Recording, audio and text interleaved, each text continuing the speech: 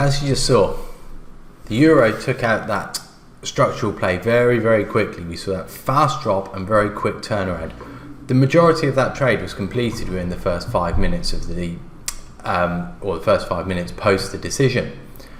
Following that, we then got progression higher moving into the press conference, which then achieved the 112.86 area, kept the move going right up to around about 2 o'clock, to the point where Mario Draghi then suggested that asset purchase program had been considered, and this then created a turn back in the euro. But ultimately, by that point, the market, being relatively bullish anyway, had completed the structure to the downside and moved back to the upside.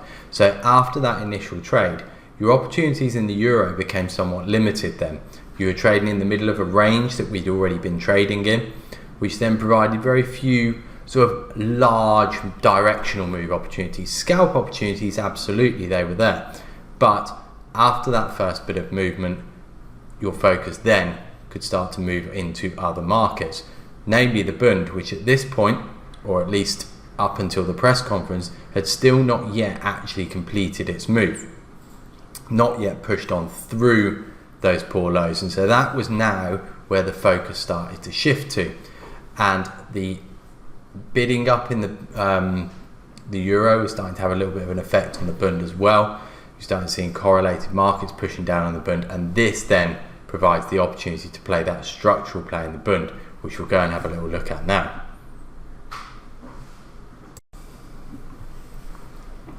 Okay, so what we've got here is how the Bund actually played this trade out. You can see the block that we mentioned on the left hand side, and you can also see the gap that was then to be filled down at 171.69. Now the Bund took on a very similar move to the euro.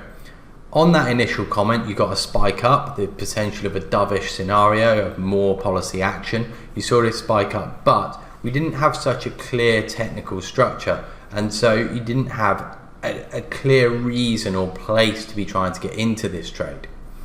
You get the very quick reversal as that euro reversed, and you can see the correlation starting to develop between the two here. So as the euro then starts to rally, Bund's then starting to fall. We get the drop in the Bund, and this falls much like the euro rose up towards those 171.17s, so your first area of support. This then breaks, and the first drop after the break of 171.17, as you can see on the chart on the right, that first spike low is right onto the top of the block, right onto that top of your place to get yourself in. And this was the whole point on, yes, the break of 17s could be your more aggressive entry, but that can run into support quite quickly. And that was really important to recognize. If you're selling below 17, looking for a larger move down towards, say, 69, you have to recognize that you're likely to run into hurdles along the way, and that you could well get a bounce from those 95s. At this point, when it hits 95 and starts to bounce, we're not into the press conference yet. So there is potential still for Draghi to come out with much, much more to suggest more things on possible opportunities to add stimulus in the future, and that could provide a very dovish twist. So that structural trade, whilst it is now on with the move through 17, is not yet fully in play.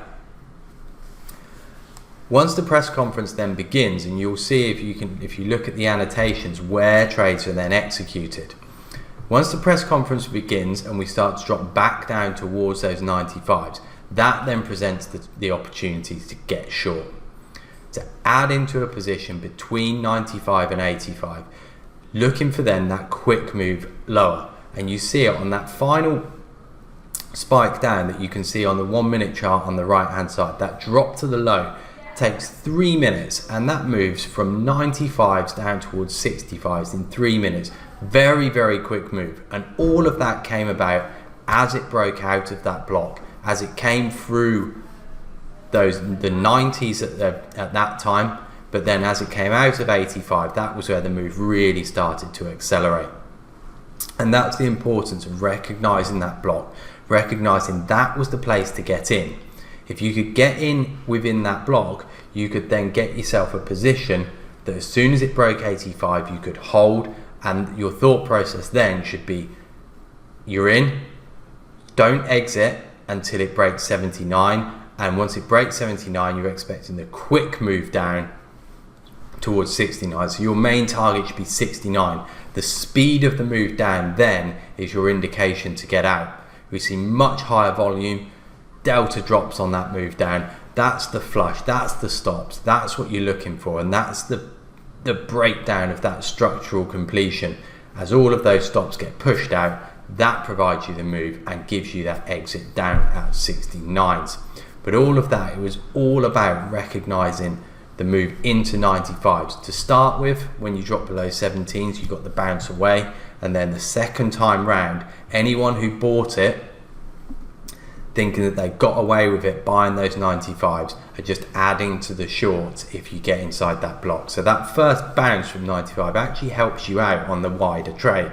It just means that anyone selling below 17s actually gets quite a hard time and can be sitting in a relatively nervous trade waiting for then the larger move to actually play out. But that was the main trade, and it was all about understanding that move into that block that provided you with that opportunity, and that's your structural completion trade.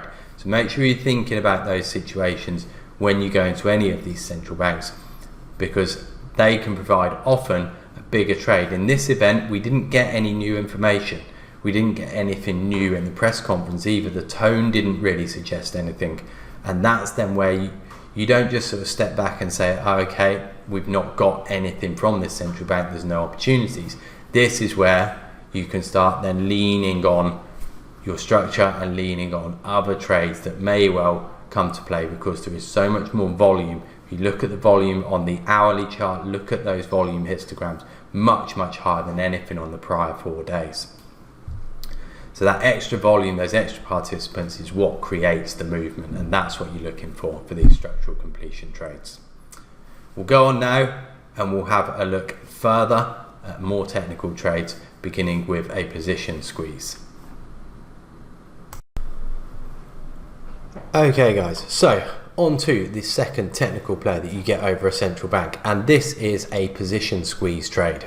Now, the whole premise of this move is that the market is pre-positioned, either pre-positioned for a technical play or pre-positioned in the expectation of the central bank doing something, of acting in a certain way. So you've got two different types of squeeze here. First up, you have technical plays. So people have got themselves into a position, perhaps, for example, trying to play the breakout of a wedge. Now, the idea here is that you've now got people, say, short at the bottom of a wedge, looking for that move to go down. What that then means, and this is similar to the play that you got in the euro that we discussed over the ECB. What that then means is you've got a lot of people who are in a position with quite tight stops, essentially not wanting to take too much risk on this trade. What can then happen is you get a stop out of those positions, there's your squeeze, and then the move continues in the way that it was going to go. So that's your first way of looking at it. The flip side of that is, rather than people having positions for a technical play, a sort of technical breakout type move, is more where you've got a directional move into the event, into the central bank decision. And then what happens is it's not so much a squeeze of the positions going into it. So say, for example, you get a move up on a play for a certain central bank decision. What that's showing you is that people are positioned now long going into this. What would you do if you were long going into a decision? Well, on that decision, if you get the decision that you're expecting, there's your chance to get out of the trade. So you're using the liquidity of the new buyers that come in on the release of that decision to get yourself out. What this then serves to do is create a spike in the direction of the original move, and it's the new positions that enter on the perceived new information from the central bank, which ultimately it is confirmation of new information, confirmation of that decision. Those new positions that jump in then get squeezed in the opposite direction as the traders who already have their positions use those new entrants as liquidity to exit their existing positions, and it's then the new entrants that get squeezed in the opposite direction. So what we'll have a look at is I've got two different examples here, both over the Bank of England, and one example of positioning going into it, whereby that positioning is then the move plays into that positioning's trade, and you then get the squeeze in the opposite direction. And then the alternative, where you have a technical setup positioning for that technical play that is then squeezed in the opposite direction before that move completes in the same way. Now, considerations for these type of trades. In your planning of any of this, or a trade like this, and you can plan for a trade like this, in your planning for it, what you need to be thinking about is, where are those positions going to exit? So the positioning of the market, what are those people going to do? So put yourself in their head. What would you do if you had that position? So where would those people get out? And also, in doing that, you're answering the question of where could that squeeze reach? So, for example, you may have short positioning and a level a fair bit higher up, commensurate with a standard sort of central bank type move. So if you're looking in the pound, for example, something between 60 and 100 ticks higher perhaps, you could be looking there and thinking, okay, well, maybe that's where the squeeze could go. The stops could get dragged out up to that point, and then we can turn around. Now, that's giving you a little bit of scope, a little bit of an idea of where you might want to try and execute a trade. The next step is, how do you execute that? And you've got one of two options here. First up, and this is more a case where you have a technical type positioning, is a fade.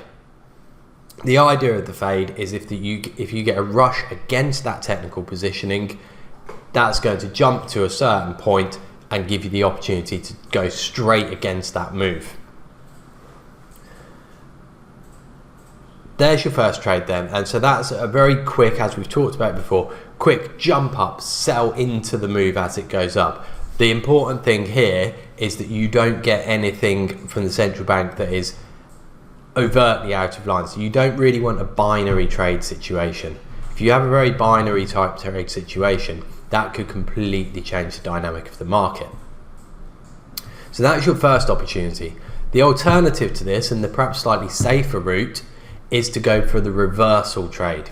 So once the squeeze has happened, you're then using that information, that inability of the market to keep a move going in one direction, as your reason to play the reversal. You've got a couple of different options here. First idea is going to be a move back through the scene of the crime, so back through the point where the move began.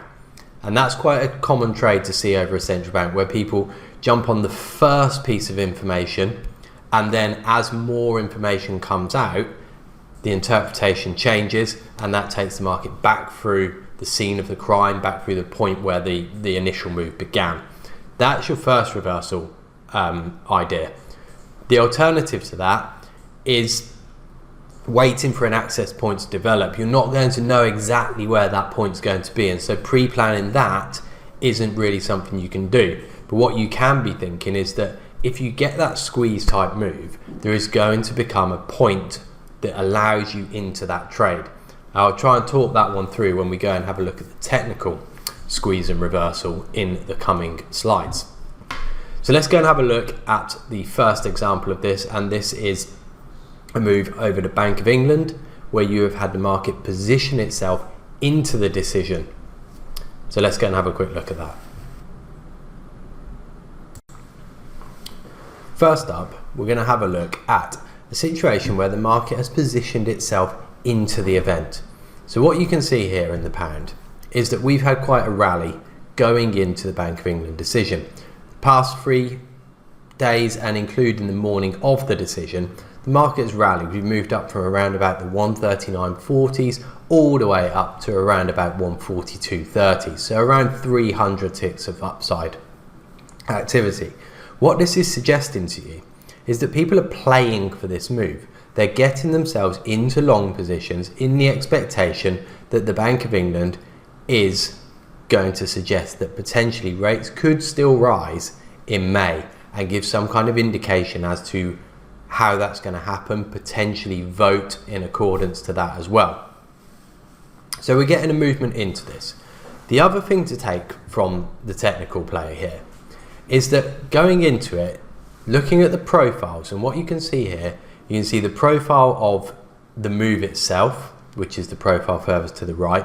The profile to the left in the middle of the profile chart is an indication that the market is becoming stretched. We've seen a close that is a long way higher, the close indicated by the red asterisks. This is much higher than where value was the previous day, which is down at 141, 42, 44 area. So the market's now getting a little bit stretched. Think about what that means for those who are in positions. If you're long, and perhaps you've been long for a couple of days, yes, the market's becoming stretched, but ultimately you're still on side. You're playing for the Bank of England to give a more hawkish decision. Now, what are people going to do when that happens? What's going to happen is, as the move jumps, as people buy based on the hawkish decision from the Bank of England, those who are already long are going to use this as an opportunity to sell, to exit their positions. And this is where the squeeze comes. The squeeze comes on those who buy on the decision. They buy on the decision, create the spike up, and then they get squeezed in the opposite direction as the market starts to come back. So let's go and have a look at the expectation. Expectation is 9-0 for unchanged rates, but still potentially an indication that they could hike in May. So 9-0 for an unchanged of rates. We've got highs all accumulated around about the 142, 22s to 27s. So that's going to be your area that if you get any jump above there, you're expecting people to start taking profit. The result is that you get 7-2 vote for a hike. So 2 people voting for a hike. However, the interpretation side of this trade is that they add the information that data is broadly consistent with February. So whilst 2 people are voting for a hike, currently data hasn't changed, and so therefore there is no reason to believe that they are likely to hike rates anytime soon. It is just a couple of members. So what you can be thinking here is those who have played long into this are likely to get out. Those who have just bought it on the 7-2 are now in a sticky situation, and this dynamic can add to the selling, giving you a target initially of back down towards 142.04, the previous day's high, and then back onto the top of value, which comes in at 141.44 to 46, which is also a previous high from a few days prior. So you've got targets. The hard part of this trade then is how to enter the trade, and we'll go and have a look at this on a 1 minute in a moment to see where exactly you could have got into this trade and how you could have executed the trade, as well as what to expect when you get in, because that's the other really important part, and particularly important when you're debriefing these types of moves. How exactly does that move play out? What are you looking for when you enter that trade?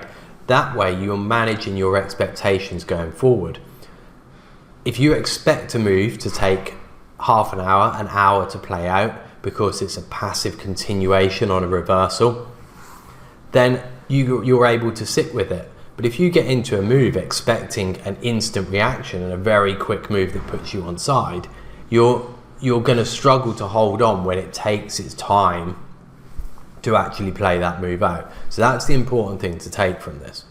We'll go now and have a look at it on a 1 minute, have a look at where those opportunities were and how you could have played this trade. Okay, so here is the reaction that we got. The first jump up, we moved from 142.10 up towards around 142.70. There's your spike up. That's the reaction to the 7-2. That takes you through the recent highs at 142.22, 27 area. And that's where people are then rushing to buy. Those who are already long are going to use this as an opportunity to exit, to take their 300 plus tick winner. And that provides some selling pressure. The next element of selling pressure comes from that aforementioned piece that data is unchanged since February. So now you've seen the squeeze, you're starting to see the squeeze. People have entered and the market's starting to come back on them. Now what you've got to do is try and find your entry point. First opportunity here, and we tried to break this down into 3 opportunities. The first trade is a fade. As it jumps up, you can fade it on that very fast move. Now the difficulty with this is we don't have a great deal of reference point. There's no clear level that you can say that would be a good point to fade from. So that makes it quite a tricky trade. Your next step is then actually planning out an access point. How do you get into the next leg of the trade? Now what you can see is that the market falls back and starts to hold above the morning's highs. The morning's highs right around that level, 142.27. So we begin to hold that. And what you're looking for here is then a change in price action. You're looking for a little bit more pace to be coming into the market, more volume getting put through. And that gives you the opportunity then to play a breakout or a breakdown trade back through the morning's highs. And what you're looking for then is a relatively quick move down towards the previous day's high, which comes in at 142.04. This plays out rather swiftly and actually plays out in about 3 minutes. So there's your quick first move. But still, remember, we've now spiked to the upside. We've still got people who will be positioned thinking that you're going to get then a pullback and a progression further up. So we've still not seen all that positioning coming out. Remember, this is also a market that has traded up into this move.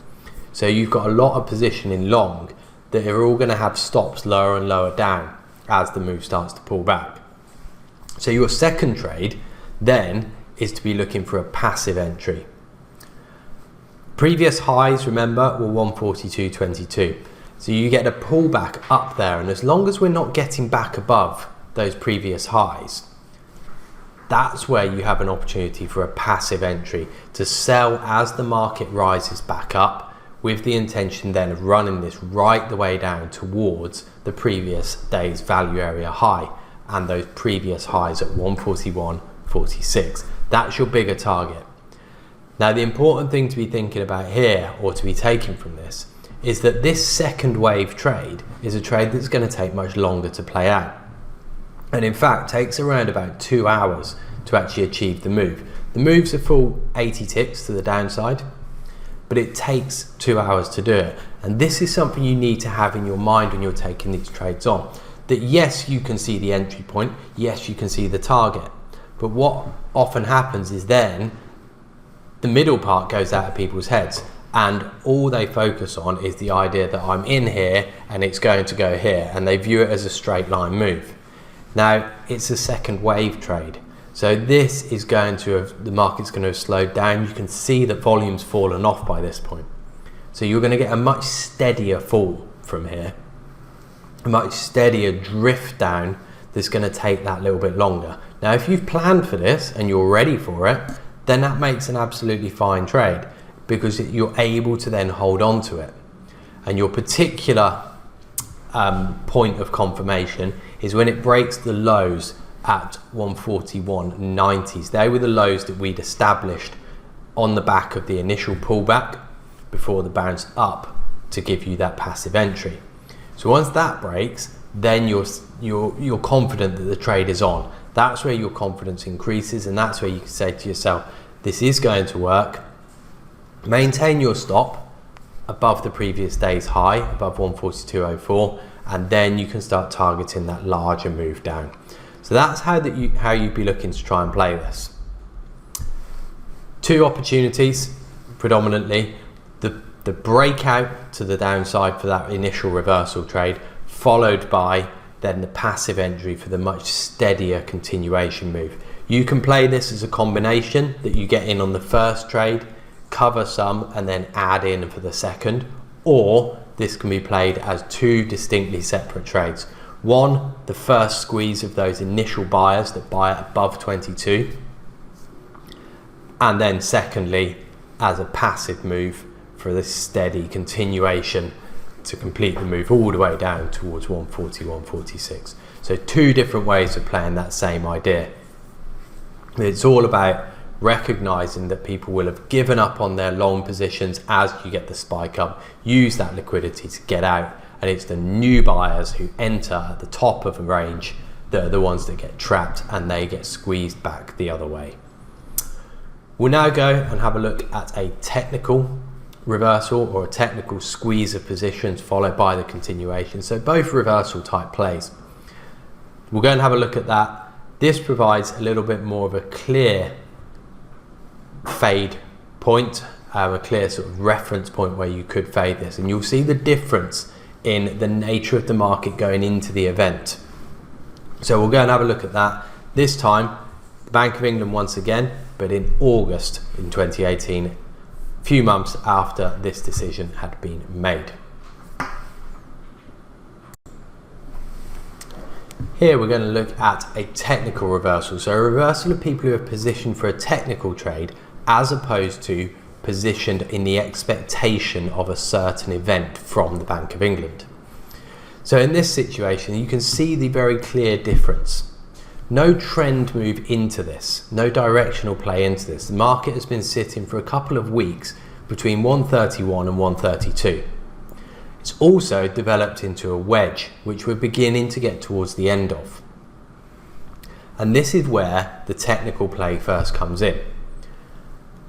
From the morning's trade, and you can see the entirety of the move here, but the morning's trade gives an opportunity to play the break of the wedge, which also coincides with an inside day. The previous day was an inside day, so as that inside day breaks below 131.19 and breaks the wedge at the same price, you've then got an opportunity for a short. Excluding the Bank of England from this is a trade that you would be looking to take. Good technical setup, provides reasonably tight risk reward that you're playing a breakout below the inside day through the wedge and looking then for a move into the consolidation that you can see on the left hand side of the chart, and particularly down to where the majority of the volume is in the 130, 60 to 50 range. So that's going to be your main target on this. Now what's happened so far in the morning coming into this decision is there has been a move out of the wedge that has tested down to 130.90. This is where positions are getting accumulated. People are trying to play for this larger move, getting themselves short below the wedge in that range between 19s and 90s, looking for the continuation and potentially for the Bank of England decision to help with that continuation. Now put yourself in those people's shoes. If you were short on the break of the wedge, on the break of the inside day, where would your stop be? Well, for most of these people, or for many of them, their stops are going to be back inside the wedge, back inside the inside day. And this gives you the clue of a potential squeeze of positions. That anything that turns back up inside this wedge, all of those shorts who played for that continuation, that breakout below the wedge, below the inside day, are likely to come out. And remember, you get lower liquidity over these central bank decisions, so that's potentially going to create a larger move to the upside as well. The added benefit here from a technical point of view as well is that you've got a reference point for this squeeze. You're likely to get people wanting to sell the top of that wedge, wanting to sell that downtrend. So a move back up towards 131.73 could well be your opportunity to fade, to sell any fast spike up for the move lower, assuming that you don't get anything overtly hawkish, for example, a rate hike or a very, very strong vote for, not a very strong vote for a hike, a strong vote for a hike and an indication that we would get further hikes in the future. So, in terms of expectation, what we're looking for here is a 7-2 vote for a hike and the suggestion that you're going to get 3 hikes over the next 3 years. So we're expecting a rate hike. and we're expecting 3 hikes to be indicated over the next 3 years. Now what you in fact get is you get a result of a 9-0. So no dissenters to this rate hike. Everyone votes for the hike. And this is what then squeezes those short positions out. The initial reaction is this is hawkish, squeezes the short positions out, gets the spike to the top of the range, and then reverses. Another interpretation element, much like the previous, is that they suggested that it would be 1.5 hikes over 3 years rather than 2, and that Brexit risks are still prevalent. And so therefore, the indication that hikes are going to be ongoing and perhaps more aggressive than people thought is no longer there. That's very important, and that's what turns the market back down. Once again, we'll go and have a look at this on a 1-minute chart in terms of picking out where you could enter these trades, where those opportunities were. What we'll then do is contrast this with how it actually trades on a ladder, because it's very easy to pick trades out from a chart. And this is where that debriefing element is so important. Looking back at how exactly it did trade, could you have got into any of these opportunities?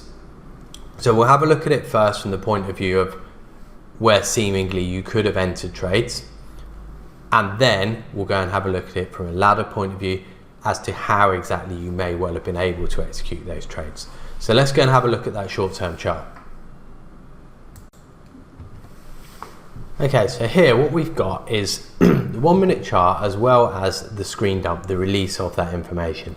And you see the 9-0 is the first thing to come out at the bottom. Remember, you read from the bottom upwards. And then you get a little bit higher up, the reference to the market rate power flatter than in May implies bank rate of 1.1 in 3 years' time. That doesn't suggest 3 hikes over 3 years, because we're already now at 0.75, so it suggests only 1.5 hikes. So that's where you get this fade opportunity from. Now, looking at a chart, your first thought is, well, you have the fade from the top of the range, up at those 73s. So that's your first trade. Jumps up on the 9-0, and there's your fade. What you then have to do, and we'll see this on a ladder, is the actual trade opportunity there comes more in this fast recognition of a range establishing between 131.50s to 20s. And we'll see that range then trade up and down, up and down. Next up, you're then looking for a breakout trade. And with a lot of these types of trades, it can take some time before you actually get the opportunity to take the trade on. And this is what I mean about trying to find your access point. It's not always going to be crystal clear where you can get into this trade. You can't plan beforehand where exactly you would want to get in. What you do know is there are some very key reference points. 131.10, for example, was the previous lows and the point where people were looking for this breakdown on that inside day and the wedge break. We'd also established lows at 90s for the day. So a break of 90s then accelerates this idea of falling. It also means that anyone who has bought it on the decision is definitely wrong. No one could have bought it on the decision and still been on side when you get through the low of the day. So what you're starting to look for then, and this comes into trade 2, the breakout element, is clues for this. And what you see is we have around about 45 minutes of sideways trade, but you get a very good clue that once we've established this range between 20s and 50s, is you then start to get quite this heavy sell-off. Comes a few minutes after the decision. Heavy selling back down once again towards 131.10. So we're seeing that the sellers are willing to take control here. Don't get any movement back up, and so the 131.10 then becomes your access point. We've tested it. By the time the breakout comes, that's been tested twice. You're looking then for your entry as it breaks through there. And as it breaks through, potentially a pullback and a stall there to give you a passive continuation trade. So that's your third opportunity. that you play in the passive trade as you break 10 to get in, still with the intention this is going to fall through 90 and then continue down towards that 130, 60 to 50 range. In terms of your exit, what you're looking here for is any exhaustion into that zone. So rather than putting a definitive this is the level on it, use the price action to show you where that level could be. So as you get this exhaustion move down, this fast drop into 60s, that's your clue. That's the place to be getting out of your trade, and that gives you opportunity to exit. If you want to hold on further, you can do, and we'll see that from the price action from the ladder, where exactly you could have held on to this trade, and some of the clues that you should be looking for, and some of the things that you'd be putting into your debrief as to how exactly this traded to learn from in the future. What I've done here is, if you look at it purely from a chart point of view, there seems to be some very easy and very obvious trades to take here.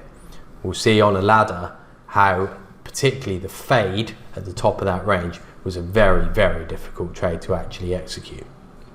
So let's go and have a look at that, and we'll go and have a look at how this was actually traded. Okay guys, take note of where the pound first starts. The video will stop in a moment and you'll see the initial spike on the very first release, instant up towards 75, giving you very little chance of getting in. Now what you can see there, and as the box showed, it was instant to 75 and straight back to 40. This meant that the only way you could possibly fade this was by having an offer there. So your next area of fade is to establish where the market's ranging. We've seen a trade up towards 50 and we can't then get beyond there. What typically happens after the first spike is we get a bit of trade that creates a small range. There again, once up more, up towards 50s, and we find resistance. So this range is now being established. 131.20s up to 50s. Remember, 131.19 was the breakout point. That was your inside day break. So we're staying just inside there, holding above 20s, trading up to 50. So if you're looking to play the long trade here, the continuation to keep the move going towards new highs, you have that opportunity. You'll be playing this trade as long as we're staying above 20s. You're looking then for a break of 50s and a continuation higher. But what we start to see here, we're just over a minute after the event. Volumes have started to fade a little bit. We started to slow down. Once again, another push up to 50. Do we see any continuation? No. So what we've now got is a range that we're waiting to see the break of. Now, from a technical point of view, those shorts could well now have been viewed as being squeezed out, and we're then going to get new shorts established on a break back below 19s and 10s. So that's going to be your idea. If you are sticking to this technical view that we have a position squeeze up based on the technical wedge break, that position squeeze up, then we're looking for more selling as we come back below 19s and 10s. Whilst above there though, whilst inside the inside days range, we've still got scope to the upside. And also based on the slightly more hawkish decision from the Bank of England, we've still got scope there. So there we go, down towards 20s, and we're starting now to actually just have a little bit of a tip through 19s, 20s. Find support again. You now need the support to act and start giving us a buyers, bringing the market back up through the 25s where the average price is, back up towards the 50s once more. But what you're now starting to see here, it's struggled at 25. We've had another attempt at selling here. This could be your first attempt at the breakout trade to the downside through the 19s. If we can get through 10s, then you should get the acceleration. So here's the first push down towards 12s, 13s, and we find some buying quickly.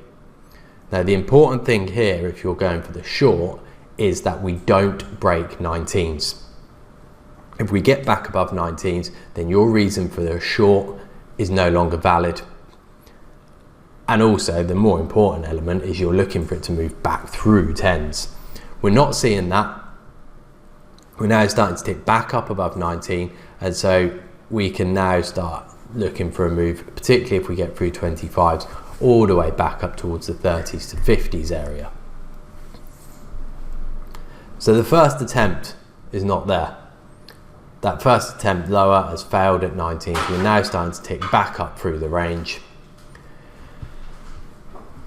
And still a potential opportunity. Those who are long are still feeling they've got a little bit of comfort in this trade. They're still slightly safe on this, and we can still be looking for a further continuation up towards 50s and then potentially all the way up towards the new high. So we're back into that range and back consolidating once more. This is giving us a little clue. We're starting to establish a low that's important down at 12s, which also coincides with those previous lows where the main part of the breakout is likely to come from. So that's what we've managed to establish so far. Remember, these trades often can take a little bit of time before we get the next leg of the move, and so you get 45 minutes now before the next leg. The next video will show the final leg.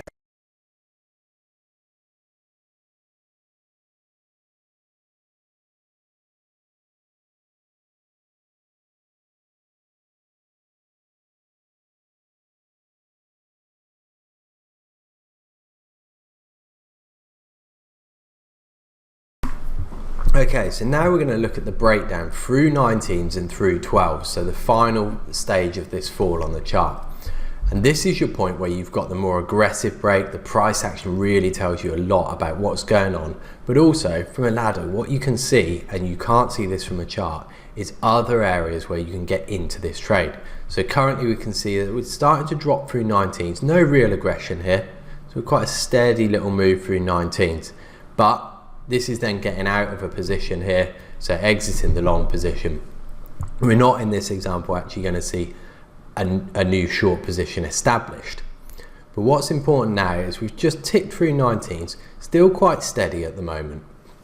And what you're looking for then is a bit of pace. You want to see some more pace as we get down towards 10s, and that's your indication, that's your signal to try and go for the sell. We're not getting any buying back above 19 either. So this is where you're building up an expectation of what you want to see happen and how you're going to get in.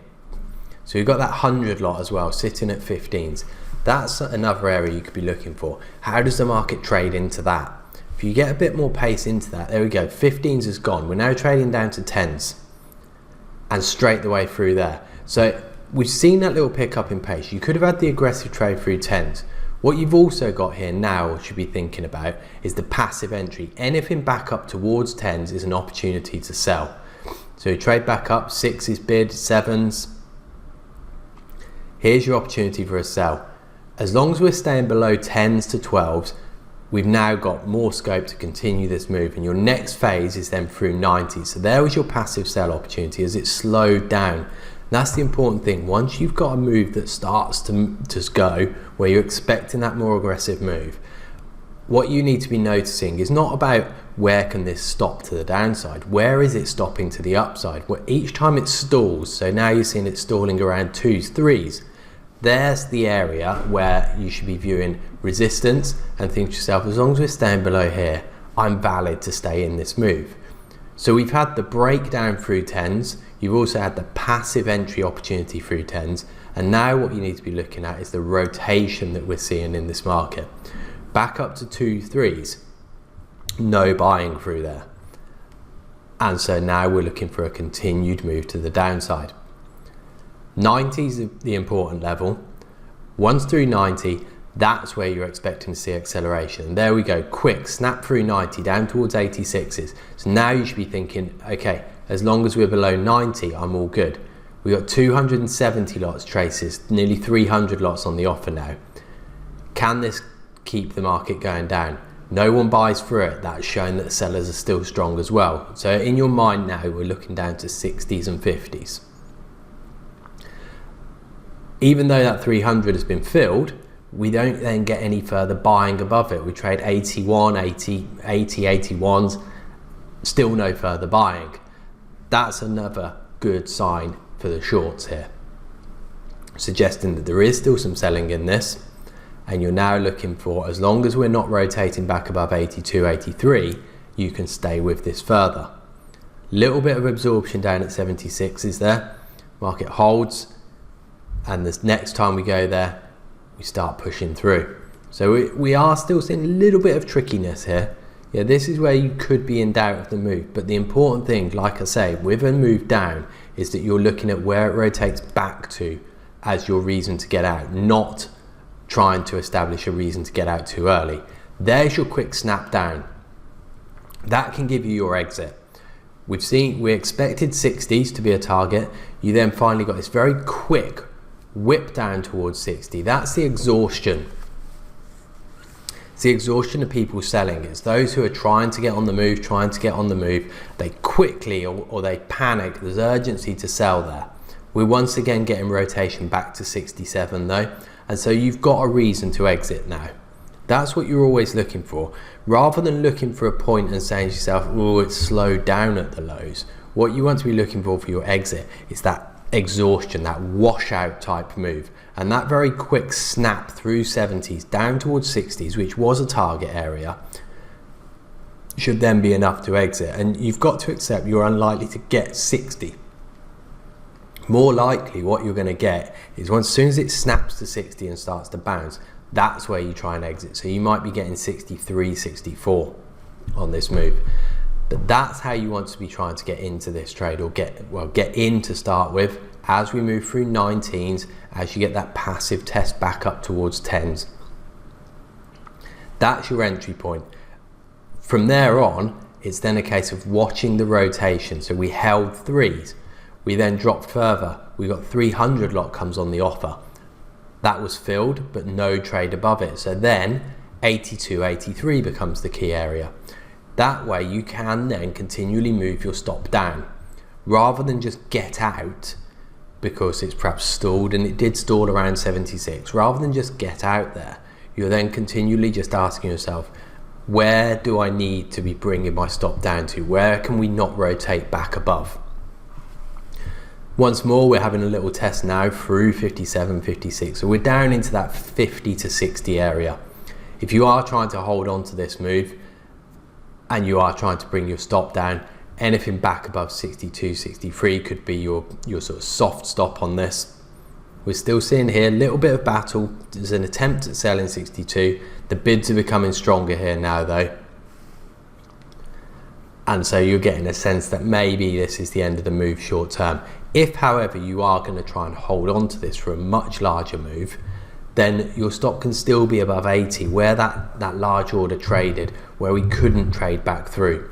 And as long as you keep your stop up there, you will then be able to stay in this move and let it run all the way down and through that wider range. So a couple of different ways that you can enter or get onto that very fast move down. You had the aggressive move through 10s, you then had the pullback to 10s, and all this comes from the fact that you've seen the clue, you've seen the market start to build this range higher up between 131.12s up to 131.40s.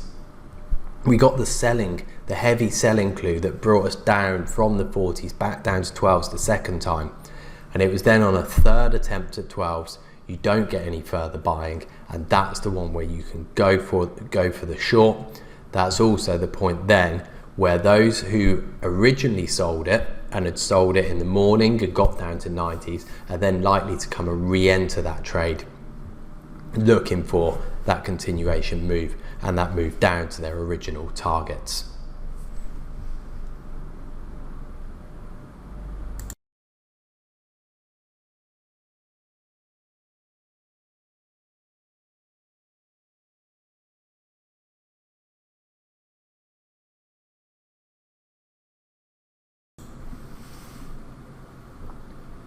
The final technical play that we're going to look at is a continuation play. Now, what I mean by this is a technical setup that, in the absence of the central bank, would be the direction that you would be most likely expecting the market to move in. The path of least resistance, for want of a better word. So, in which direction is whatever market you're looking at going to go and run into less and less hurdles to a certain move. So say you're looking for an upside move, what you can then be thinking is, okay, if anything from the central bank comes out that suggests an upside move, then you've got a more likely move coming. What this serves to do is lower your tolerance for reasons to go for a certain directional move. Whereas if, say, you have central bank decision that goes counter the continuation structure in the market, then that's going to be a move that's likely to be harder to work out. And this is where you're then going to be moving more back towards perhaps a position squeeze type trade or a structural completion trade. The other thing to think about with a continuation trade is these are not always ones that play out immediately on the reaction. Some of them often can then play out over the coming days. So don't lose sight of the bigger picture when you're looking at these type of continuation structures. So the whole idea of looking for a continuation trade is to, in a sense, bias your conviction in one direction. What you should be looking for is, like I say, if any part of the decision tips towards the direction of least resistance, that's going to be a trade that you can have much higher conviction on, one that you can execute more size on, one that you can be more willing to hit and hold. The other thing that it does for you is allows you to differentiate between markets, to decide that you're going to trade a certain market over another one. So if you have a decision from a central bank that would create a bullish move in both, but one of them has a much clearer bullish structure, so is more set for a continuation of its current move, then you're able to choose that market, the one that's going to provide you with perhaps a more sustainable move over time, perhaps a stronger initial move as well, one that is less likely to start pulling back on you. Whereas if you've got a market that is going to rise on a certain decision, but that in rising it is going to run into resistance followed by resistance followed by resistance, then it becomes a much harder thing to take on, or a much harder trade.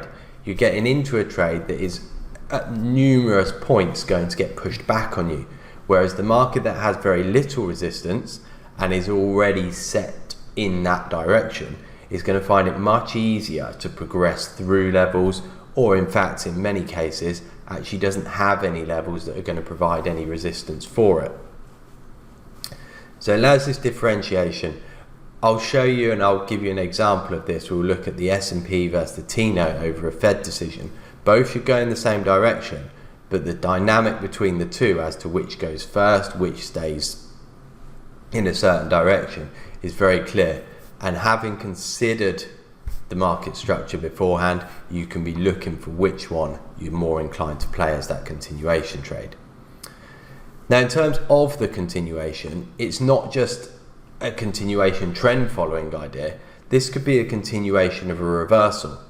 So a market that has begun a reverse, and you're then looking at reasons to then start to play perhaps a slightly more passive trade to then try and play for a continuation of the reversal that's beginning to develop. If you're looking for a trend continuation type move, then it starts to give you a slightly different trade style or execution strategy. If you're looking for a trend type continuation, then this is where you're going for a more of a break of a certain technical reference.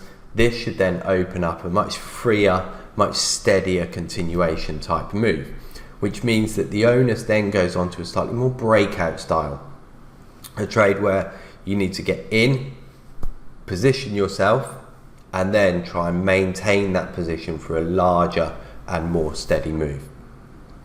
We'll go and have a look at two different examples of this. One, a reversal type trade, and secondly, then a continuation trade. Also, with the consideration of the difference between two markets, one that's more set for the continuation and one that's less, and you'll be able to see the difference in how they trade. So both examples, we're going to use the Fed for this. First up, we're going to have a look at the S&P and a reversal trade and a continuation of its current reversal pattern.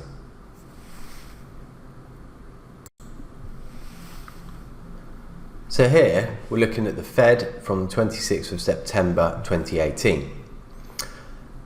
And what you can see, looking at the S&P, is that we've had a relatively strong move up. The chart on the left is a daily chart of the pit session. The chart on the right is a 24 hours chart on an hourly basis. Now what you can see here is that we've had a gap down on the pit session, and we've now fallen back into a range in the S&P between 29.30 and 29.17 approximately. So we're into a reversal situation. The market's traded up, we've gapped higher, and we're now starting to fall back. We're falling back onto recent resistance at 29.17, and we're into a small range. So what you'd be considering here is the ability of this market to continue the reversal pattern that it's showing. As shown by those green arrows, if we can exit the current range from 30 to 17, we're then set up for the possibility of a move then down towards 29.07.5, and even further then down towards 2900, and even as far as 28.93. That's more the direction that this market is set to go in. We're trading mid-range at the moment. We've already filled the gap, so we have no great reason to go higher in this one. So anything that gives any reason to go higher is a situation where the S&P could then use that to set up a move to the downside. And any move out of the 29.30s to 17 range to the upside, any move back inside then sets up the move through the range and then a break lower. So your continuation idea here is that you're looking for a continuation of the current reversal type pattern. Execution wise, you're either going to be looking for passive entries as the market rises, or alternatively you could be looking for a more aggressive breakout entry as we move back through the bottom of the 29.17 range, and then targeting a larger move down towards 29.07. So that's going to be your plan going into this, that your tolerance to get into a trade is going to be lower if it's a situation that gives you the opportunities to sell, whereas your willingness to go long is going to be that much more diminished because of the fact that there's quite a lot of hurdles to a continuation upside within a market that is already beginning to turn back. So let's go and have a look at what was expected so that we can see what could have created an upside move, what scenarios could have created a downside move, and then we'll go and have a look at the actual reaction.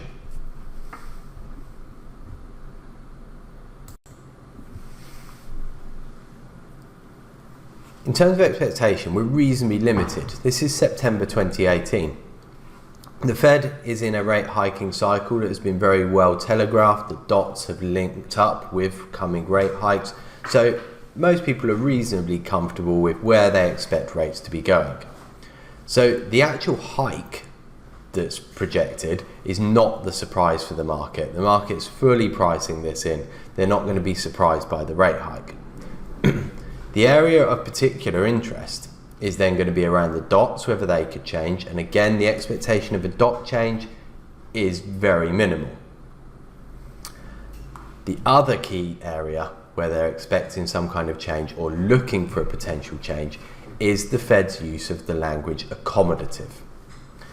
Now, the Fed describes its monetary policy stance, or at this point in the cycle had been describing their monetary policy stance as accommodative, meaning that whilst they were raising rates, they were not raising them at a pace that would inhibit any kind of growth in the economy. So that was their accommodative stance. Now, the change that could come about is they could drop the accommodative stance. Initially, that would be seen, you would think that's perhaps a more hawkish view. They've dropped this accommodation to the economy. However, the idea of the dropping of the accommodative stance suggests that they're moving to a more neutral stance. A neutral stance means that the Fed has reached the point where they see no reason for rates to change up or down at any point in the future, or any point in the near future. So from this perspective, the opportunity is then that they could drop the reference to monetary policy remaining accommodative, and then change that language to monetary policy now being neutral, suggesting that this is the last rate hike of the year and that they would not have a rate hike in December, as the dots are currently expecting. This would also imply that dots would then have to be changed going forward as well. But that was what was being looked for here. So your dovish scenario is that the Fed drops the accommodative language, puts in neutral, that creates a bullish move for the S&P. But with this being a market that is already showing a reversal, we need to see a pretty good, solid move to neutral and potentially a drop in the dots to really progress this move higher. Now, looking at the statement as it comes out, you can see that they raised rates. They removed the description of monetary policy as accommodative. However, they did not go as far as to introduce the reference to neutral. So what this means then is you have a reasonably dovish outlook and an argument for the S&P to go higher on the basis that accommodative has been dropped and neutral is the likely next place to be going. However, we've not yet seen the introduction of neutral. The dots have still stayed the same, so a rate hike is still there for December. So you've got some relatively bullish news, but for a market that's not that bullish and it's exhibiting the potential for a reversal, this is not necessarily the greatest news. We'll go now, have a look at the reaction and how this reversal trade actually then started to play out over the course of that evening.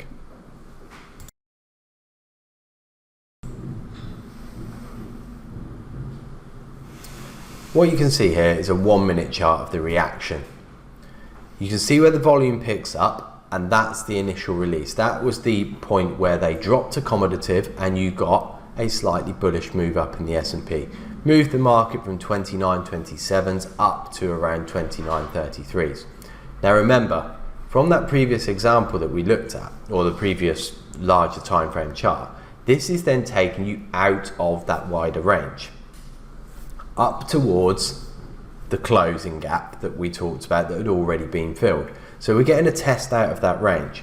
Now, whilst the news was relatively bullish for the S&P, it didn't have that introduction of neutral, so it didn't provide the very strong bullish information that you may want in order to be willing to go long against the current reversal type trend that is being set up.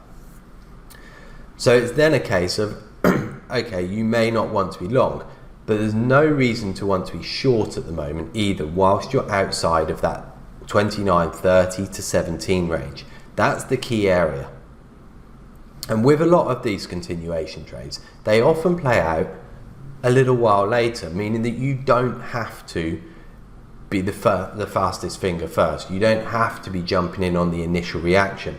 But the overall technical structure of the market then will tend to play out as the day progresses, particularly without any major change. And there was no major change here. There was a beginning of a change, but not any kind of major full-on policy shift. And this is where that continuation of the reversal play comes in later on. So what you're looking for here then is clues. How are you going to get a short opportunity? Where is your access point? How can you play this trade, and what's suggesting to you that actually, yes, this trade is on? So first up, after the initial move up towards 33.5, we then get a pullback towards the top of the old range at 29.30s, followed by one more push higher. That second push higher then fails. And where you get that clue to the failure is that we drop back below the initial high, retest it at 33.5, and then start to fall. There's your clue. That doesn't necessarily mean that you have to be short from there. What you can now be looking for though is if we get back inside the range, 29.30s down to 17s, then you have the opportunity to play a short, possibly as a passive continuation type trade, as illustrated, that once you fall back into that range, so you fall back below 29.30, you've got an opportunity to go straight away short as you come back into the range. Alternatively, you have a passive entry back below 29.30, looking then for the continuation all the way through the range. This should take you then down towards 29.17. And the other thing to be considering here, remember the overall structure that we had on the hourly chart. If you get out of that range at 29.17, you could then see a further acceleration. So even if you're not in from 29.30, even if you don't trade it until we get that little bit lower down, the move through 29.17 is the point where everyone who's long in the range of 29.30 to 17 is then wrong. And that's where they're all going to start to exit the trade. So you can actually get a greater acceleration as the market falls, as opposed to getting in for the much steadier move down. With a lot of continuation trades, they will often begin as a rather steady move, and then this will pick up pace as the move goes. So that's what you'd be looking for here. It's all about, with these continuation type trades, assessing where your access point is, choosing a point where you realize that the continuation move is now on. The market perhaps has tried a move higher and failed. In this instance, you get a clue to that failure when we can't get back above 33.5. You then get a passive entry opportunity at 29.30, followed later by a more aggressive breakout opportunity as you break the bottom of the range. You're expecting an acceleration, and that acceleration takes you in 4 minutes all the way down to your larger target down at 29.07s. So the continuation type setups provide you numerous opportunities, numerous ways to get into the trade. It's something that you can take your time on, but make sure you maintain that overall view. It's something that gets lost often when trading events, trading a central bank decision, that the focus goes too much onto the immediate, what's happening right now, and ignores the larger scope that the market may well have. Once back below 30s, this market had a scope of perhaps 25 handles to the downside. That's what you should be maintaining in the back of your mind, maintaining that idea in your head that you could well see this much larger move. What we'll do now is we'll go on and have a look at a decision in 2019 and the comparison between a market that is more set for a continuation and one that is much less set for it, and looking at how the hurdles to the move up apply to one and a little bit less so to another. So we'll move on to that and we'll have a comparison of the S&P versus the T-note.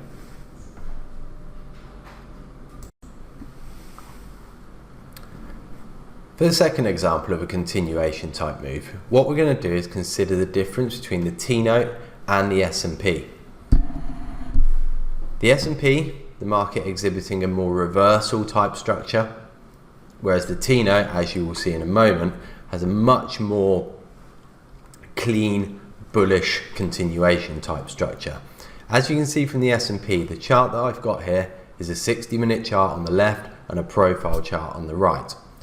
Much like the last example, the S&P has been rising and has then failed to continue higher, fallen back below a previous resistance at 28.41 a quarter.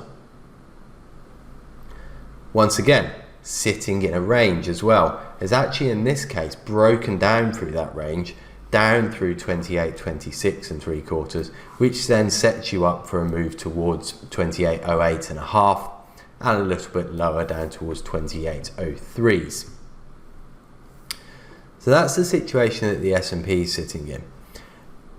You can see very clearly from here that a more hawkish Fed would give a better situation to then start to fall here, to continue this reversal play that's been put in.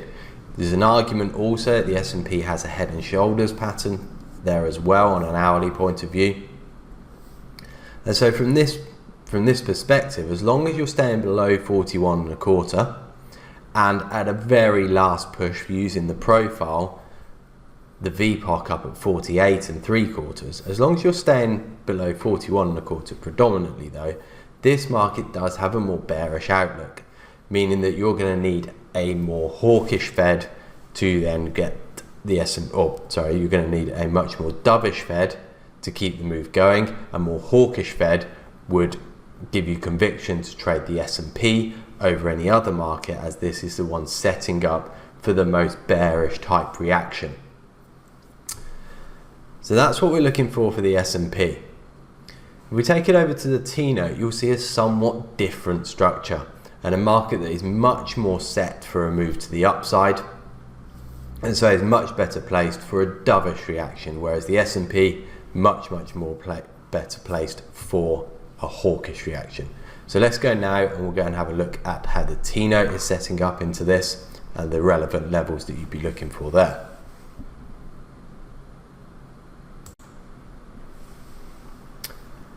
Now the T-note is sitting in a sideways range, so somewhat balanced. What this does mean is that a breakout in either direction is likely to create quite a larger move because of the energy that's been built up in this range. Now, when we go and address the larger time frame, the daily perspective, you'll see why a move to the upside is perhaps the slightly more favoured move. But nonetheless, currently the range in the T-note is approximately 122.31 down towards 122.21, so a 10-point range. In terms of clues here as to which direction the next move could be, this is a market that's starting to tip towards the upside. A market that is breaking a trend, is trading up around the 122.31 area. If this can break, then we're setting up a continuation to the upside. For the move to the downside, similar to the last one we looked at in the S&P, we'd want to see a failure up here and then a move out of the range to the downside. But as you'll see in the next slides, you'll be able to see that the upside structure is that much stronger for the T-note, and we've actually built a reasonable base to be resting on to help with this continuation to the upside. So here is a situation where a more dovish Fed, or even not a massively dovish Fed, but a slightly more dovish outlook from the Fed, is going to be a lot easier, and your willingness to play that trade in the T-note is going to be much greater than it might be in the S&P, which doesn't have so much setup or so much structure for a continuation of its current upside move. So let's go and have a look at what the daily perspective is on the T-note. This gives us the reason to believe that there is a larger move to the upside, and also the next reference points that are going to be needed to break to maintain this move over not just the rest of the evening, but also over the coming days.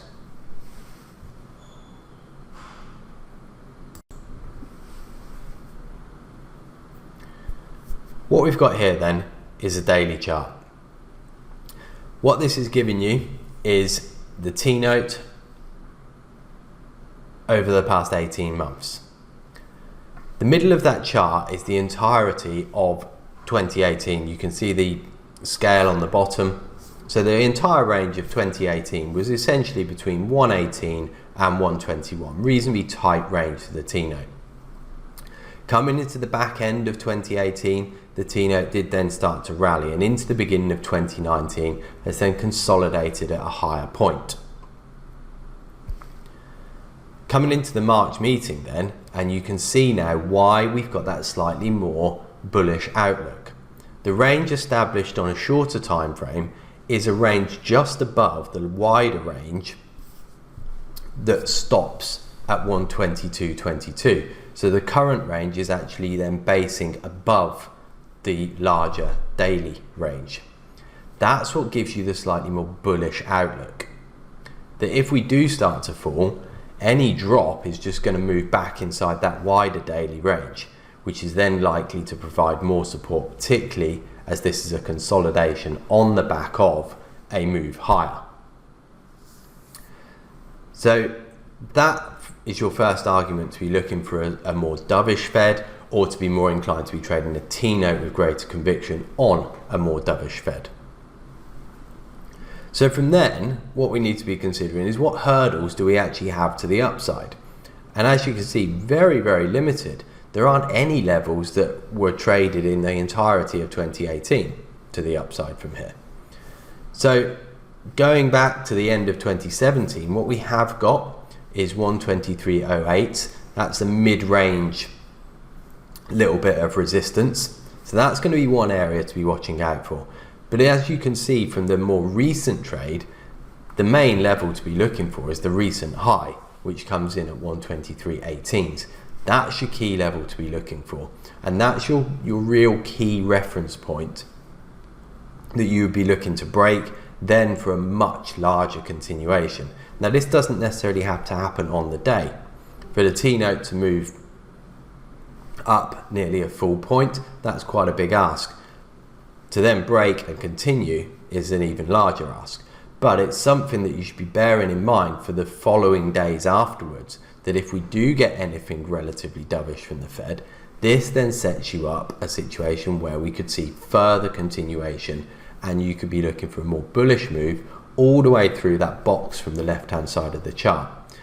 Because you've had a grind down, and this is a key part of technical analysis, any move that falls in a grind doesn't provide a great deal of resistance on the way back, because as each small level established within that grind breaks, that gets a few people out and a few new positions long, and in doing that moves you up to the next small level, and as that breaks you then get another entry of new longs, exit of some shorts, and that takes you up to the next level. So you end up breaking levels by virtue of people trying to enter trades, and so this then can create quite a steady and smooth move through that previously grinded or ground down section, meaning that above 123.18 there's pretty reasonable scope for a steady continuation move right the way up to the low volume at 125.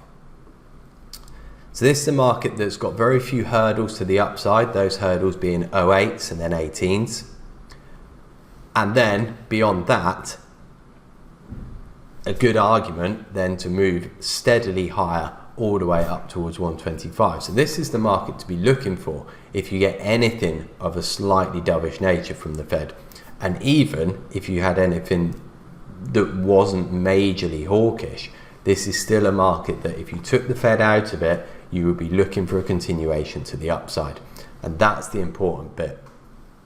Ask yourself that before these decisions as well. If we didn't have this decision, where would I expect this market to go over the coming days, weeks ahead? That can help you out in determining which direction is going to be more available, which direction is going to have the least hurdles to a continuation. So we'll go now, have a look at the expectations so that we can actually see how we'd be expecting this to react, or which market you would be wanting to play on this move.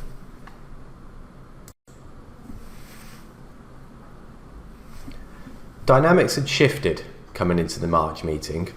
Since the September meeting that we used in the last example, the Fed had raised rates in December, much to many market participants' disappointment. Dynamics had shifted coming into the March meeting.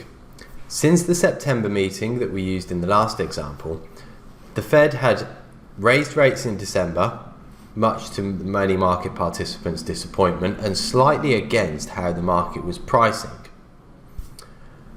What they then did is pulled back on any further potential rate hikes and introduced the word patient on any kind of future changes in rates, suggesting that they were going nowhere anytime soon, and that a move to the downside, i.e. a lowering of rates, was just as likely as a hike in rates. Furthermore, they dropped their reference to the outlook being roughly balanced, a long-term used signal or tagline from the Fed to suggest that the economy was growing as expected, that it was roughly balanced. And they also removed the referral to rates to follow a path of gradual increases. So really taking away a lot of the hawkish outlook for the Fed, putting them very much onto a neutral stance without using the word neutral, and suggesting that actually perhaps the next rate hike, and this is the way the market took it, that the next rate hike was more likely then to be a cut rather than any kind of hike, despite the implication that patient means that they could go either way next. The swift move towards patient was an indication to the market that actually the next move was potentially more likely to be a cut than a hike. So in terms of rate expectations, or expectations full stop, no expectation of any kind of change in rates. So 2.25 to 2.5% was the expected rate. Expectation was also that the language referring to any further change in rates, the Fed would remain patient in their decision. And the big one to be focusing on, and this we've looked at previously, the big focus is the dots here. That's the guidance as to where the Fed is likely to be going for the rest of the year and coming years. So, across the board, expectation of dots to fall. Now, for 2019, there was an expectation of a drop of one hike. So the dot would then come out at 2.6, suggesting that you would still get one more hike this year, but that would be it, as opposed to the 3 hikes that people believed were going to come when we were back in December. It would be a very difficult thing for the Fed to shift to no hikes for 2019 because of the number of voters that would have to vote for that. So that would be really key. 2020 dot was expected to fall to 2.8, 2021 dot equally expected to fall to 2.8, and the longer run likewise to 2.8. So that was the situation that you were sitting in. The opportunity for a more dovish play would be if the dots get dropped further, if potentially the Fed cut rates. That would be a very big surprise. The other things that could come into this as well, balance sheet runoff. So this is the reinvestment program that the Fed has, and the idea of them stopping that reinvestment program. So whilst they were reducing the amount of money that they reinvested from their asset purchases, there was then a coming sense that they may well stop this, and stopping it sooner rather than later would also provide a dovish boost. On their reference to inflation and their other economic projections, there was an expectation that inflation would still be expected to be higher as we went out into the future, no change to unemployment, and also then GDP down by 0.1%. So they were the sort of additional bits, the specified binary, or the variable outcome trades I should say. The specified binary trade was on the dots as to whether we would get this in line or the severity by which they get dropped. 2.4 for 2019 would be an extremely dovish signal here. So that's your expectations.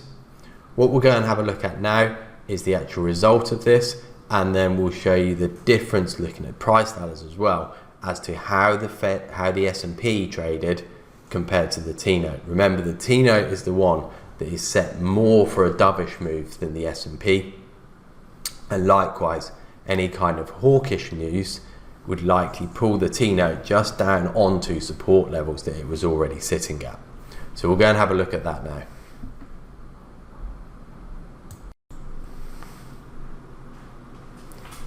The Fed decided to really go for this, and they left the rate unchanged, but the big thing they did change were the dots. And contrary to the expected difficulty to actually shift the 2019 dot down by 2 hikes, i.e. suggesting no hike in 2019, they managed to do. So this was the first thing to be watching out for. End of 2019 dot down to 2.4. The 2020 and 2021 dot also fell further than expected, not to 2.8, instead they both fell down to 2.6. It was only the longer run dot that remained at 2.8 as expected. The Fed also brought in a suggestion of the balance sheet runoff beginning in May and running to September, so therefore balance sheet reinvestments were going to maintain at the same level that they currently were, or they're only going to reduce by about a marginal amount. And in terms of the forecasts, GDP to stay the same. Longer term inflation that was expected to be upped actually didn't move at all. So even there, they're suggesting that even down the longer term, that rates are still, well, that inflation is going to stay low or in line with what they're expecting. So there's less reason for rates to go up anytime in the future at all.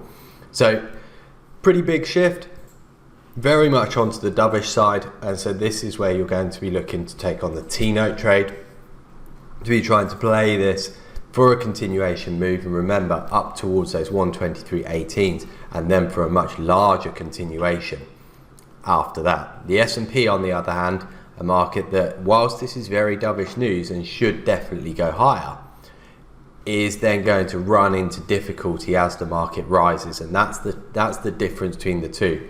The T-note is more likely to provide a freer and more smooth, steady move up, whereas the S&P is going to run into obstacles all the way up very, very quickly. So we'll go now, have a look at a video, have a look at how these actually traded, and you'll be able to see exactly the scenario that played out.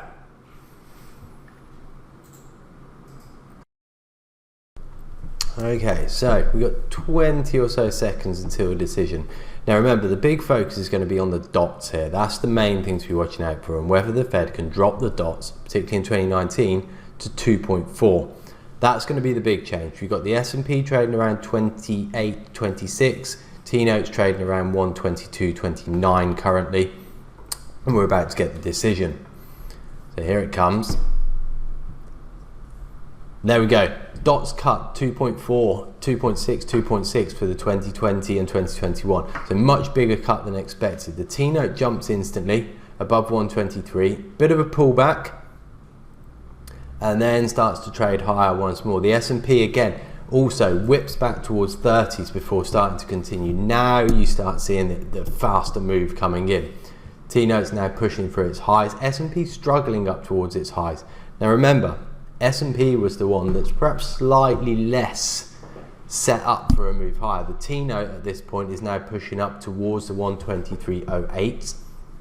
So very clearly got out of the 122.31 range up towards 123.08. That's the first area of resistance that you're looking for. We're seeing the S&P having multiple pullbacks. Really, we've not moved very far from 28.30s.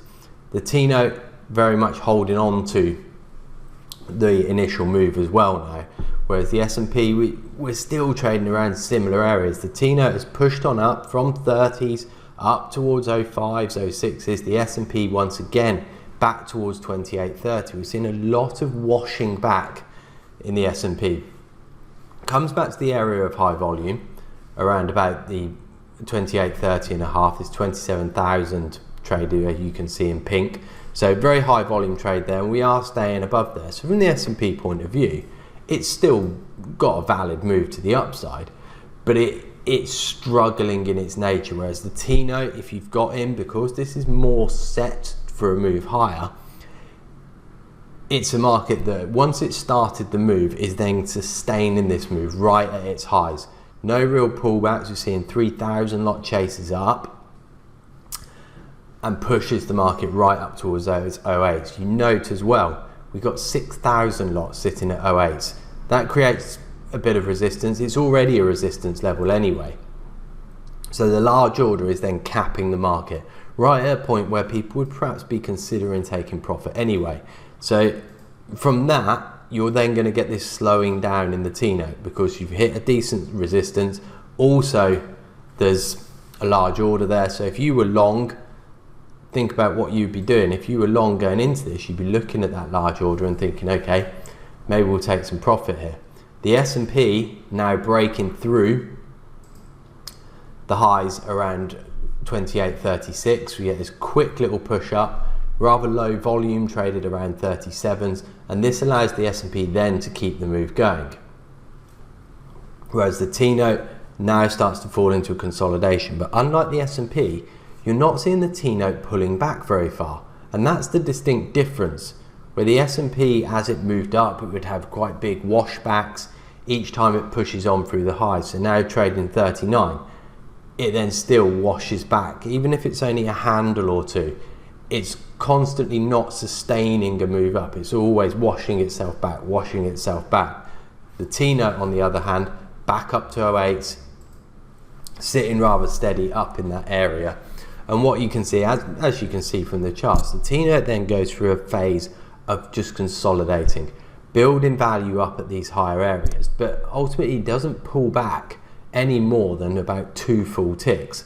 So it stays very, very stable, very rigid towards the top of its range. Whereas the S&P, if, for example, you were buying this as a breakout type move, the S&P continually pulls back on you. So if you try to buy this into the high each time, the S&P is then going to start pushing back. And this is because you're running into hurdle after hurdle after hurdle to the upside in the S&P. Main focus at the minute for most people is going to be 41.25 in the S&P. For the T-note, what most people are going to be looking for here is a break through that large order. Once that large order breaks, that should then set you up for the continuation, and that then starts to target 15s, 16s, 18s area, and then the much larger continuation over the following days.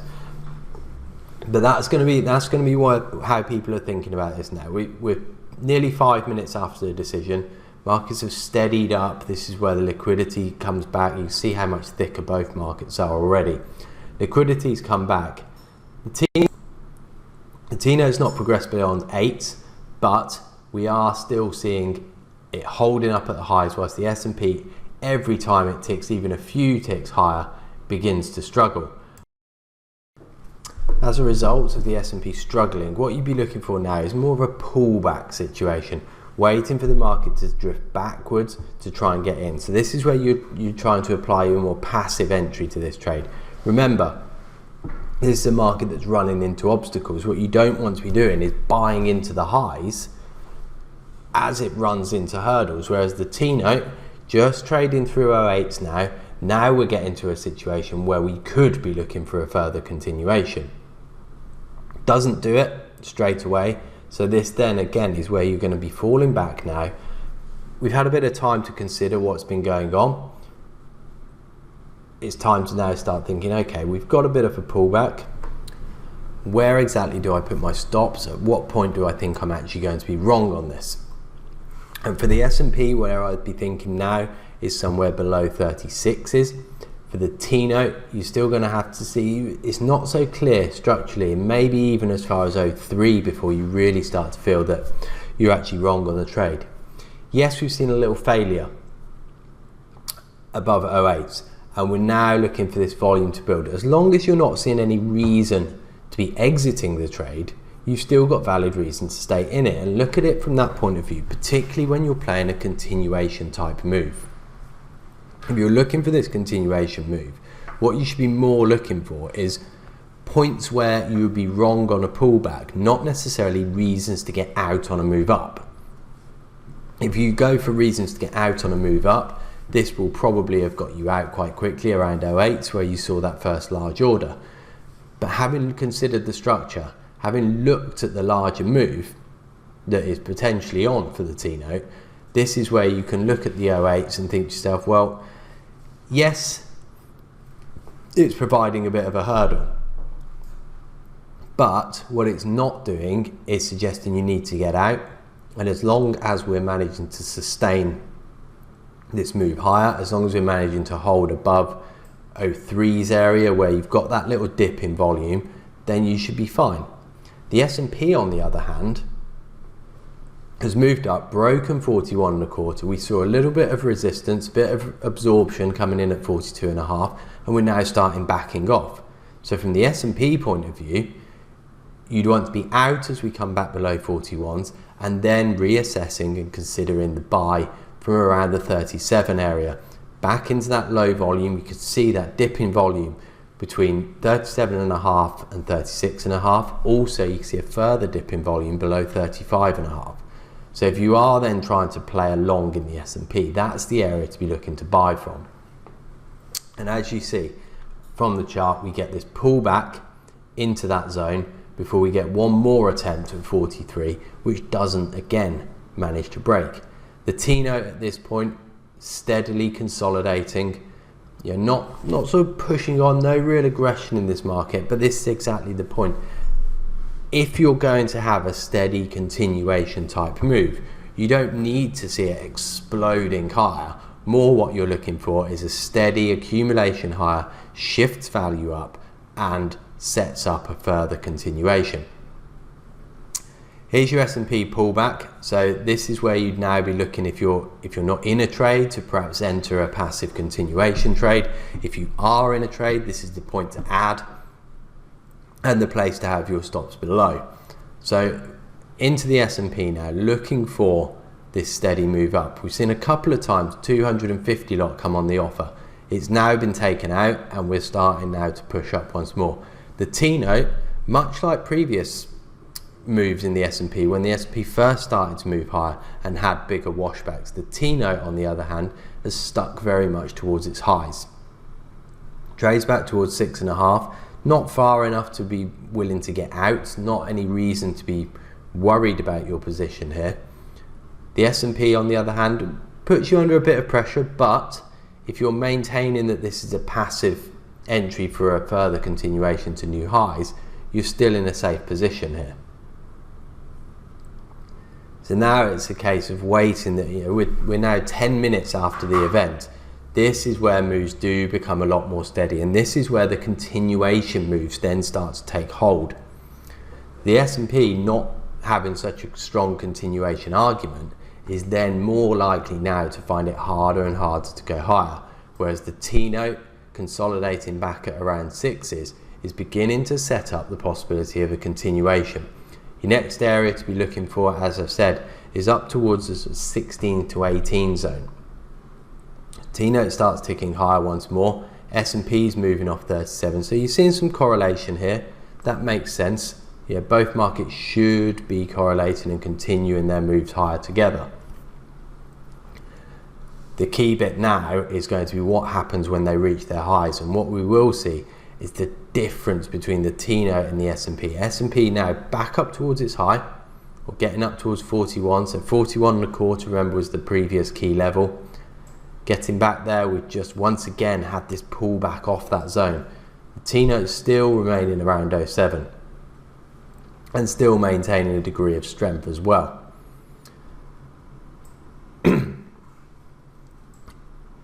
S&P once more tries 41. Can it get through there this time?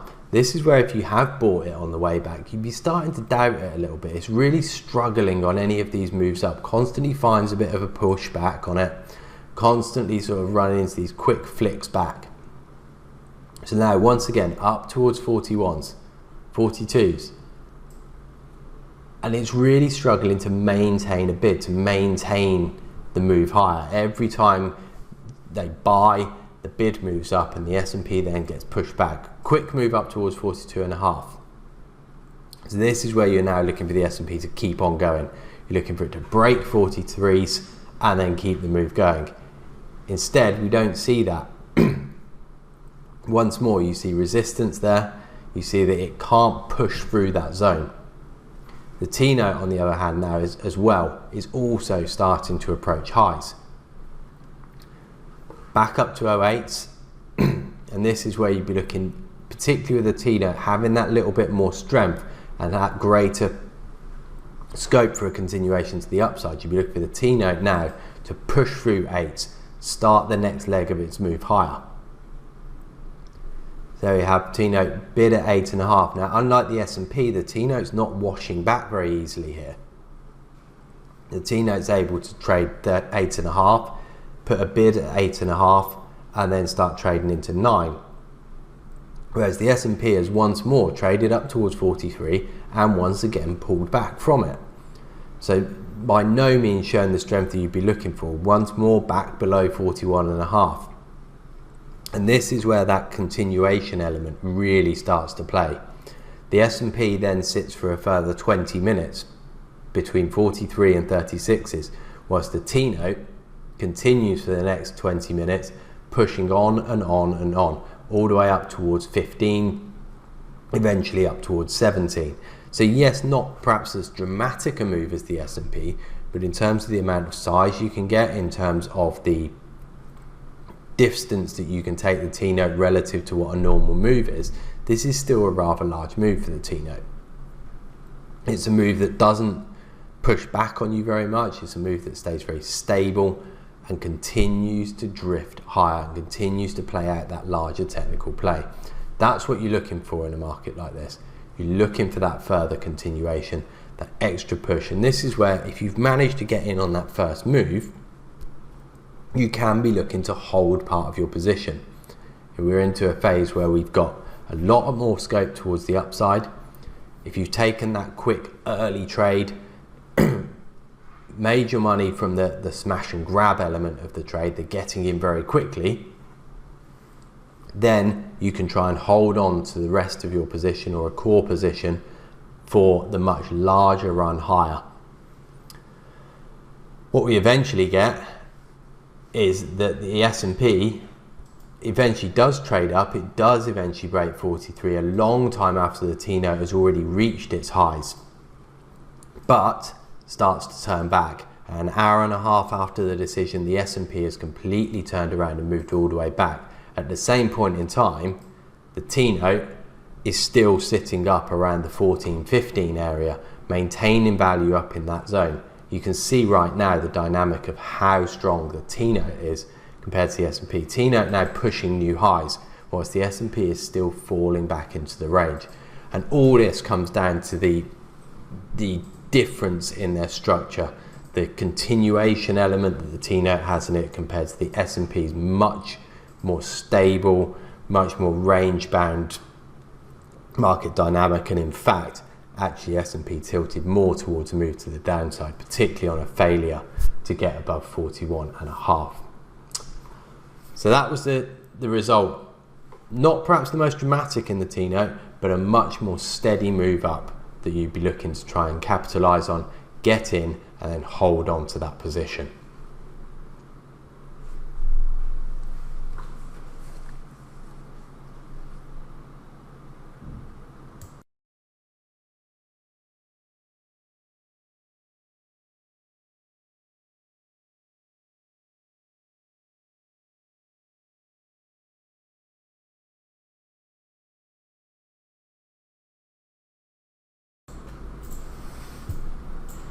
As we saw, distinct difference in the nature of the way both markets traded. The S&P on the left, the T-note on the right here.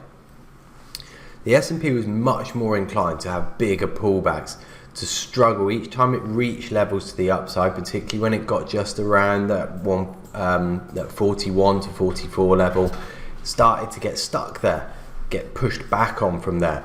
And when it did turn, it would wash back for a lot of prices on the way back. The T-note, on the other hand, though, remained very, very steady. Push up towards resistance at 08, hold it sideways, and then when the move progressed, the progression moved on steadily and then shifted value even higher up to the 123.14 to 15 area. So the strength in these markets, in the T-note in particular, was maintained. This then set up the attack on the 123.18s. The S&P, on the other hand, an hour after the decision was made, was already starting to turn that whole move around.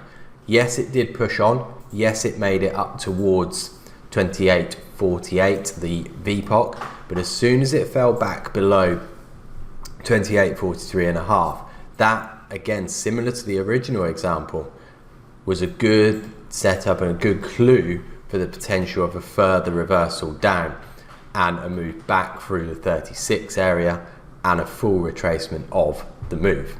T-note, on the other hand, was more a trend type move whereby it moves higher, consolidates, moves higher, consolidates, and that then sets up and builds forward to the next leg of the move, the further bigger picture daily time frame continuation. What we'll do now is we'll actually go and have a look at the rest of the month, how that traded out for the two, and you can see a very distinct difference in the way the T-note maintained its trend compared to the S&P's very much sideways continuation or sideways reaction following this. Let's go and have a look at those.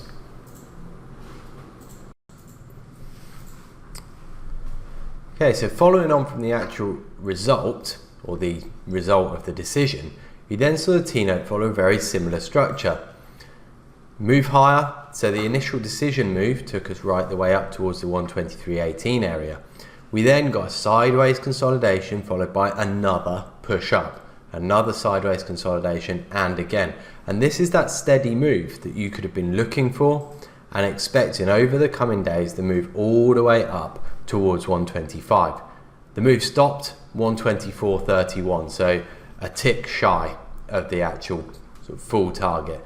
But nonetheless, that structure, that poor ground down move, then provides this steady move back up that moves up in small consolidation, breakout, small consolidation, breakout. This is what you could be expecting, and something to not just play for, on the night. The night gives you the opportunity, that big fast move up towards 18, but it was then the continuation afterwards, and this should be something kept in the back of your mind, that larger move is still there, and the shift in policy should be then giving you the clue to be trying to play for this, to continue this move, looking for that steady continuation, looking to maintain, not necessarily maintain a long position, but maintain a long bias and continue to try and play a very similar type strategy to that with which you took the actual initial decision with. What we're going to have a look at now is the complete difference between the T-note and the S&P. Remember, the T-note was the one with the more bullish structure to the upside. The T-note was the one offering up this continuation trade, whereas the S&P not at all in the same kind of situation, and the S&P then once more falls back from highs, runs into difficulty as it meets highs once again. We'll go and have a look at that now.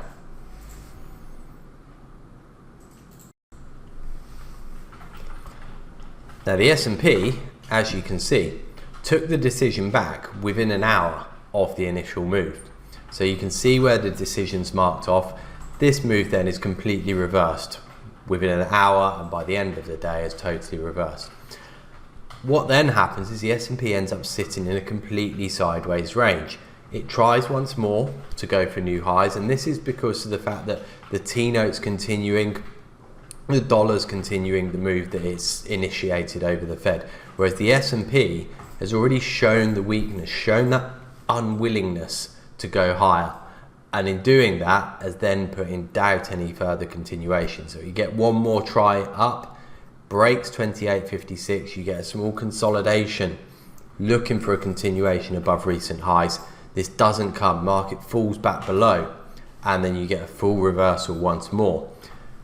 We then end up with a situation where we sit between 28.47s and 27.90s. Remember, 27.93 was the larger target if we had got a full reversal type move. Didn't happen on the day, on the event, but we have now just fallen into this sideways range. And again, this, rather than being a situation to try and play for any of these, is more a recognition of what had been going on to suggest that this was not a scenario or not a time to be trying to play any kind of larger, more expansive, more sustainable move. This was a time to be sitting back and waiting for the next leg, waiting for a market to show you where it wants to go. In this situation, the S&P had no clear sign whether it wanted to go up or down after the decision. There was fundamental reason to go up, very little technical reason to though. And that then meant that the decision itself becomes relatively insignificant in the middle of a wider range, as this market then waits for further input to then make a larger decision. So that's what you need to be taking from this, and the real key thing is the understanding of which market was more inclined to move. This meant you could stay with the T-note, you'd be more aggressive in the T-note in terms of your expectation of the way it would move, how it would steady up and then move once more. Whereas the S&P, you approach this with a greater willingness to exit trades rather than try and hold on to them, because you're not in a situation or not in a position where a sustained strong move up was so well tilted towards. We'll have a quick recap of technical trades in a moment to wrap up the technical preparation section.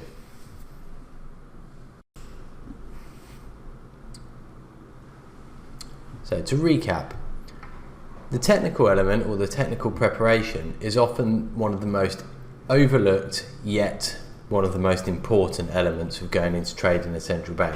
Most of the focus goes on what could they do, what would you do in this situation, what are the different permutations that could come out, but not understanding the technical picture that your market has and where it's perhaps more inclined to go, where it's more likely to struggle, immediately puts you at a disadvantage. So this should be up there with all of your other preparation, just as important to be thinking about. Remember, a technical pattern that you may be used to seeing, that you may be very aware of and very comfortable in playing, is likely to resolve much quicker than usual. So you get much larger opportunities here. A trade that ordinarily may well have taken you 2-3 hours to play out can play out in a matter of minutes. With this does mean that your targets increase, likewise your stops do, so factor that into your trading. Make sure that you're not assuming that you can suddenly play a larger technical play with a very, very minimal stop. Yeah, the aim here is that your risk reward is still very good, and so you're able then to take on perhaps a little bit more risk, but being able to take on a much greater reward. And don't lose sight of that. Yeah, there's no point in feeling that you've done well to get 5 ticks very quickly, where ordinarily that would take you some time, when actually the market is offering you much more. It may be offering you 20, 30. So keep that element of it in mind. The most important thing with any kind of preparation is to make sure that you've asked yourself the right questions though. And particularly with the technical side of things, this can be very well structured. And if there's 3 questions and you're only going to ask yourself 3, these are probably the 3 to be thinking about. First up, is there a structure that needs to be completed? Because in the event that you don't get any major decision from the central bank, the market then has the participants in it, it has the volume, is likely then to go and complete that structure.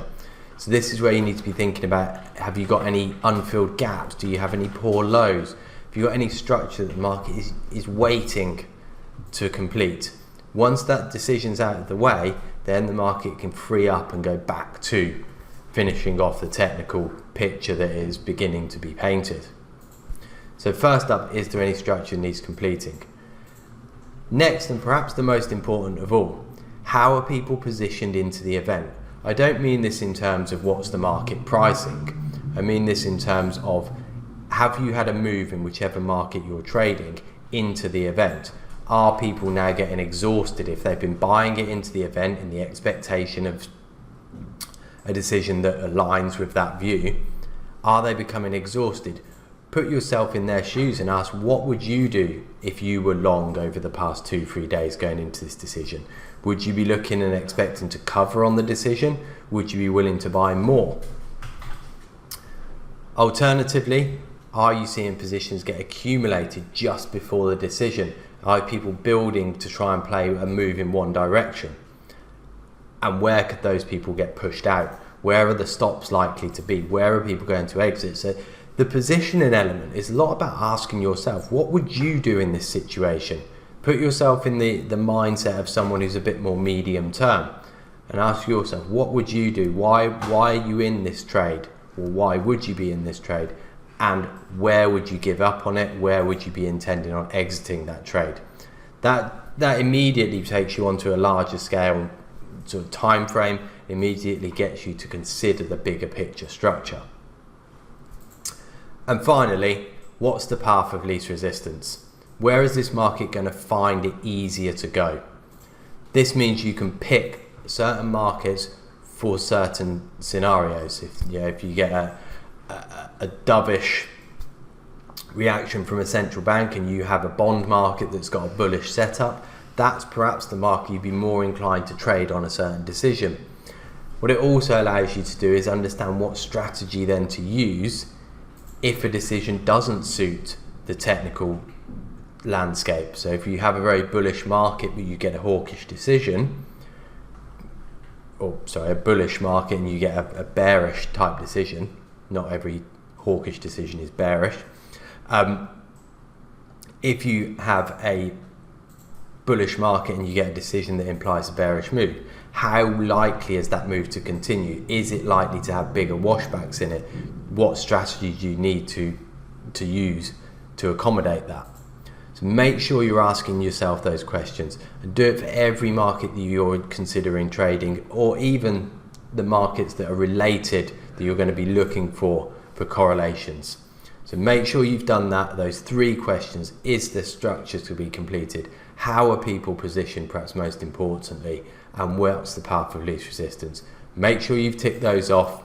That way you can go into any decision feeling that from a technical point of view, you really understand where your market could go, and also what perhaps the best market to trade over that event is.